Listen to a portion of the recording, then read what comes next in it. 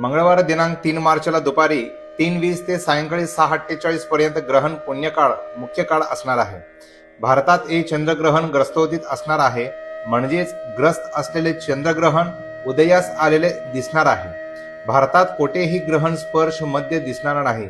पुण्यकाळ हा आपल्या गावच्या सूर्यास्तापासून सायंकाळी 6:48 पर्यंत अल्पकाळ पुण्यकाळ असणार आहे. ग्रहण काळात काय करावे आणि काय करू नये? ग्रहण स्पर्श होताच स्नान, देवपूजा, तर्पण, श्राद्ध, जप, होम, दान करावे व ग्रहण संपल्यानंतर स्नान करावे. तसेच पाणी पिणे, झोपणे, मलमूत्रोत्सर्ग, अभ्यंग व कामविषयी सेवन ही कर्मे करू नयेत. आता ग्रहणाचा वेध.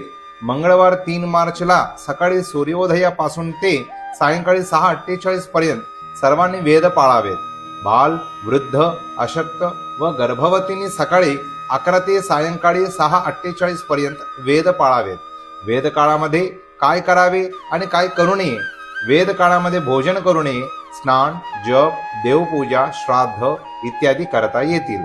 तसेच पाणी पिणे, झोपणे आणि मलमूत्रोत्सर्ग ही करता येईल, मात्र ग्रहण काळात सोडून.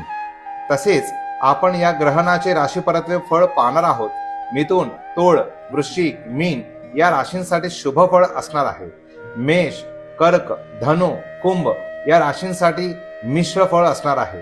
तसेच वृषभ, सिंह, कन्या आणि मकर या राशींसाठी अशुभ फळ असणार आहे. ज्यांना अशुभ फळ आहे त्यांनी व गर्भवतींनी हा ग्रहण पाहू नये.